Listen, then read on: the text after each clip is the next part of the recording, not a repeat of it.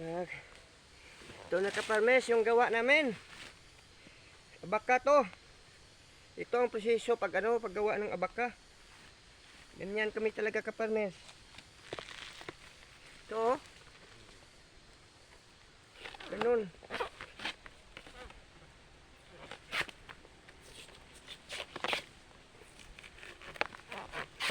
Kasi malaki na yung iba. Pag marami na to kaparmes, na ako ng makina. Maglalagay na ako ng makina. Kinukuha ko to yung una kong natanim. Kasi namumunga na. Sayang naman. Ito. Ito ang paggawa ng abaka. Dito kami pinapalaki ng mga magulang namin sa abaka. Kaya mahal namin yung ginagawa namin.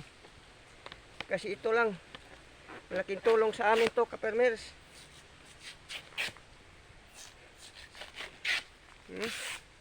Ganito pag maggawa ng abaka. Ganyan talaga kami kapermers. Itong gawain namin sa probinsya.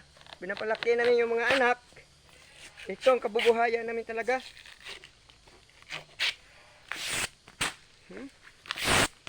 Malaki na.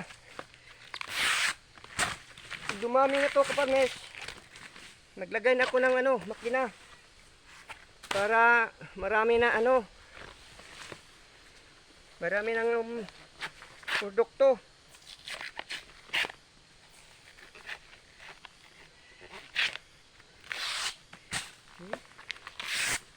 Ganito magawa ng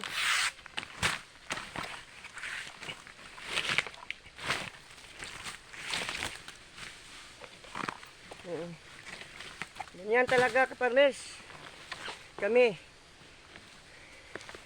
Kasi lumaki kami sa hirap at sa mga trabaho namin dito kami nabubuhay ng mga yung mga magulang namin. Kaya nasunod namin to.